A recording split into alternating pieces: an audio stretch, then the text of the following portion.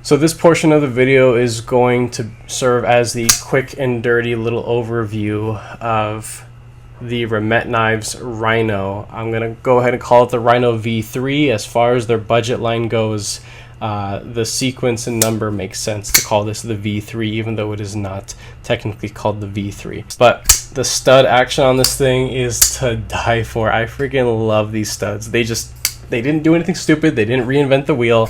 The stud action on this, it is so damn good. But what makes this thing kind of special is that you have a button here on the surface of the scales, but you also have a traditional liner lock there. Ceramic detent ball, ceramic bearings, all the typical bells and whistles that you would expect. D2 blade material, G10 handles. There's another colorway that's all blacked out. Steel liners there. This is kind of a dense model for what it is. It is compact. You get about exactly 3 inches of available cutting edge. The sharpening tool and plunge grind gets a thumbs up from me. But this thing has been an absolute treat to use, carry in the pocket. All the hardware here on the surface, including the screws for the clip, are all T8, which is really cool. Now, to talk about the gripes, the things that I hate about this knife. The front flipper, it is garbage. It is horribly designed, down to the lack of leverage, the lack of texture, and the surface finish that was applied to the blade itself. Once the knife breaks in, it's possible, but it's not reliable. So yeah, that is the quick and dirty for the Remet Knives Rhino V3. Hello everybody, I hope you're having a wonderful day. Today I would like to share with you all my final thoughts on the Remet Knives Rhino. Let's get into this thing. So, sub 50 bucks. Do I think it's worth it? Yes, I do. I think this is actually a very well-made knife for the price. There's plenty of good, but plenty of bad to say about this thing. You can start off by taking the weight. 4.2. Let's do some size comparisons. I have 8 knives. Hopefully give you guys a good visual representation of what this thing's all about. Let's start from the bottom to the top, because this is a small knife. Very small knife. So, here we have my wonderful Native 5 Lightweight by Spyderco. It is a little bit shorter tip to tail, so, you know, this is a little bit more compact, right? Megaron Vaker. From tip to tail, the Vaker it looks to be on point, tip to tail. Here we have CGRB Pyrite Light. Very close, but the Pyrite Light is actually a little bit longer. Moving into something a little bit larger, here we have the Civivi Vision FG. Vision FG is clearly much longer. Menix 2 lightweight Spyderco, whole like inch longer overall. Sebenza 31 large, of course, inch and some change longer overall. Last but most definitely not least, my absolutely favorite budget knife right here, Sencut Glide Strike. So this is it's a biggin in comparison to this, and I do want to keep the Glide Strike out for just a second, but I think it's time. I know a lot of you are probably agree at this point in time. They keep making more and more of these Rhinos. Oh, where's the Rhino XL? We need a Rhino XL, and I think an XL Rhino that was like the same size as Glide Strike, that would be freaking wild. I think that would be awesome. And you know what? I'm gonna go ahead and say it. I think it would actually sell well, because you know, who doesn't like large knives, you know, especially ones that are of reasonable price range in the budget territory that, you know, can just beat on and kick around and enjoy and have fun. You know, these are cutting tools. This isn't like folding pocket art class. This is a nice cutting tool, right? So things to love about it. I love the studs on this. Absolutely incredible design of studs. They didn't overdo it. They didn't underdo it. They didn't try recreating the wheel or anything. They just went with studs that make sense and that work. They work so so well. They're not super snaggy and sharp. They are perfectly textured. I love the stud deployment on this. It's so reliable. It's so snappy. Even without trying, the deployment on this sounds so much more aggressive than you actually intend it to be. You know how some knives, like, you gotta give it that extra little, like, you know, that extra little oomph, you know, on the way out. Not this. This is not one of those. You know, you can casually just pop it, but it just sounds so much sharper to the ear. And it's nice, you know, it does give a good bit of confidence. It does actually kind of make me smile that they were able to achieve something on something that costs this much. Now, their execution of their liner engaging attached whatever with the button lock, it works. It works very well. The button lock is textured. It's like indented, so it's not actually like rounded domed wise, and I can show you an example of what that looks. But these are like opposites of each other. This is obviously domed and rounded, and this is actually indented.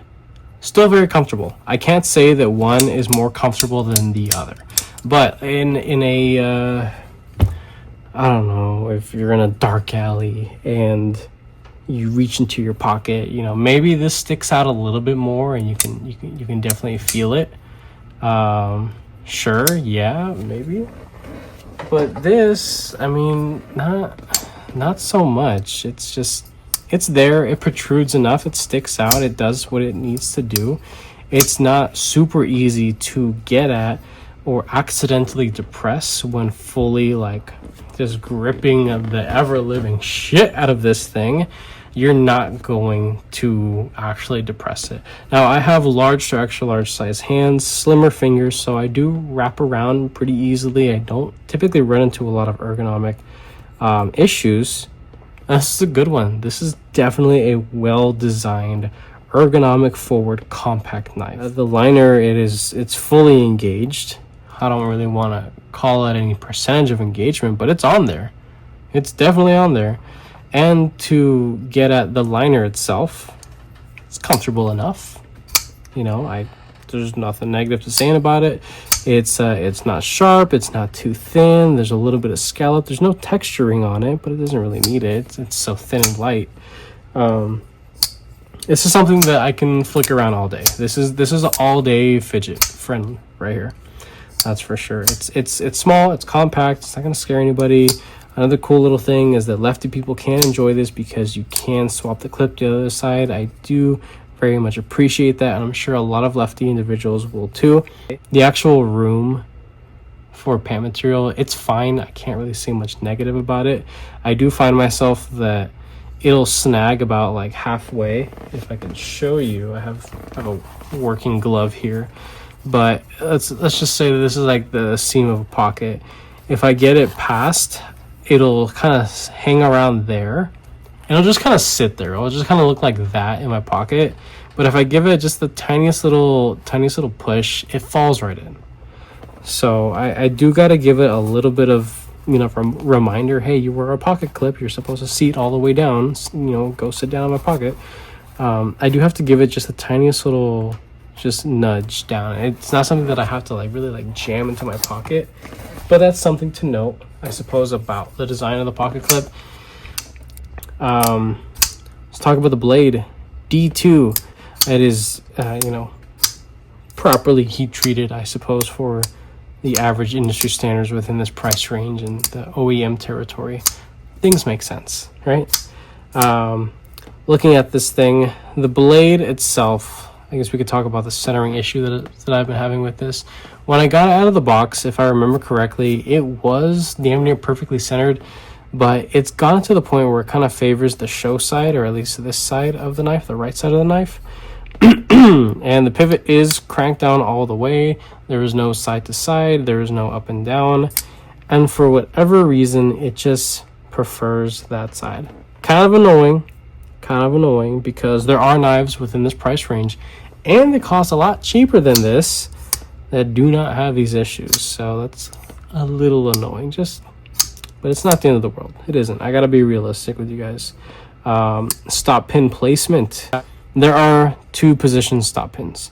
You know, you have the button itself acting as the closed position stop pin, which is cool. I got nothing against that. It's plenty far away from, you know, the plunge. You can sharpen this thing all the way back and you'll never run into, you know, issues, which is nice. And then the closed, I mean the open position, it's there and it goes all the way behind this front flipper.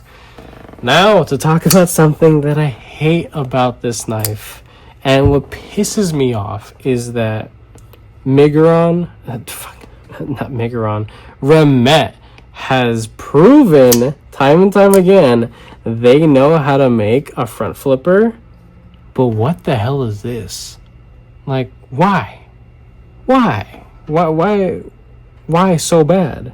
It's just, it sucks. And I'm pretty good at front flipping stuff. I typically don't run into issues, but this is not something that the average person is going to just get up and go with. There is no texturing, you know, up and around. It is very short. There's not much height to it. You don't get really any leverage. There's a lot of things working against you, as well as the depth of the jimping. It's damn near not even there, as well as the finish applied to the blade. A blasted finish, sandblasted, bee blasted, whatever the finish is, but it just creates such a slick surface that when I first got this knife, to front flip it was extremely uncomfortable. And as you can see, it has broken in rather well, of course, but that's after hours and hours of use, of fidgeting, playing with it. Yeah, I'm not a fan of how they executed their front flipper. As you can see, I don't really have much of a problem getting it now, but it's just something that it's so poorly done. It's almost a novelty. I almost want to tell you guys just to ignore the front flipper and use the studs. I'm not saying that the studs are so good that they make up for how god-awful the execution of this front flipper is, but that's kind of what I'm saying. You know, the studs are good. They're plenty good. They're actually excellent. I love them quite a bit. Very well done studs here. Interacts with everything well. You know, the release, the detent on this, and let's start talking about the detent, because I'm just gonna keep shitting on the front flip because of how bad it is. The detent on this, it's good. There's no play, no slop has developed or anything. Any sort of movement within the pivot, yeah, there's a little bit of play, a little bit of slop now if I really yank on it. That is a little unfortunate, but kind of to be expected within this price range. I mean, at this most part, you know, we're not going to have the absolute perfect surface tension at this price point. I mean, hell, I've had knives that are in the like $400 range that have like play within the pivot. You know what? I'm gonna go ahead and shit on one of my favorite knives right now. This freaking thing. I spent a lot of money on this. Do I think it's worth it? Absolutely not. But you know what? Yeah, you know what? There's probably less in this than there is in this. And I can buy a crate of these for how much this costs. And this is just a plain Jane Sebenza 31. But it's just, it is what it is. You know, you got to call out things for what they are. It's just, some companies do it right, some don't. Like Spyderco, I typically don't have like those types of like, yeah, no. And you know what? This is on a lightweight version. You know, there's even less structural rigidity in comparison to like the steel liner variations. So some companies can do it, right? US or overseas production, some companies can do it. But to mention that there is just the tiniest little bit of, you know, movement going back and forth, you can tell that it's not the most perfect fitment, and you can't expect that at this price point. It's just, you know, being fair, being realistic. One thing that is nice to say, that kind of contradicting what I mentioned earlier about some weight relieving, I do like that they did add a matching material backspacer here and having the little lanyard post here hidden out of the way, so there's not any weird looking funky holes. like kind of like Spyderco does. They could have put standoffs, right? Simple steel posted standoffs, threaded posts. They could have done that and cheaped out, but instead they went ahead and, you know, splurged a little bit, gave you a little matching material backspacer. It does wrap around a little bit, and the tip is actually well positioned. It is nested in there. If you try to pick it out, you probably could. I could like barely with my nail. I did cut my nails recently, but I can't pick that out. And the action is good, as you can see. But using the button lock, it's obviously very fun. So, but just if you hold the button and just kind of like all other button locks, like let me show you the like this is a good example, right? Pyrite light. This thing's been beaten on, and I don't even know how it survived, but it's always just gonna come crashing down. It's super floppy, right? But if you press it and you just let the weight, it's not typically gonna be the most satisfying thing unless you have a super heavy blade. And there are examples of that exist out there. To show you again the Elementum button lock 1 that I do have skiff bearings in here, so that is kind of, you know, an advantage that this has. So this is obviously disengaged, and you can see that even with skiffs, even with a super refined pivot, very well broken in, might I add, it still has, you know, some resistance to come down. It's not going to be like a typical liner lock or frame lock.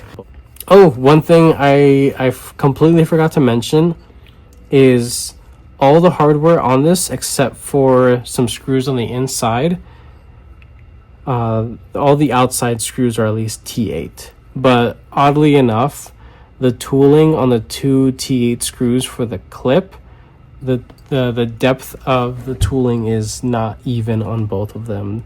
One is much shallower than the other, and could eventually result in some rounding out or stripping of that T8 face there. So not too happy about that lack of quality control, and that's what I'll kind of chalk it up to. So again, things make sense on this. I can't say much else bad. I can't say much else good about it. Do I think it's worth the price? Yes, I do. If this is a design that you like and it speaks to you. I believe it does come in a different color as well, potentially like an all blacked out variation. That's just kind of what Remet does.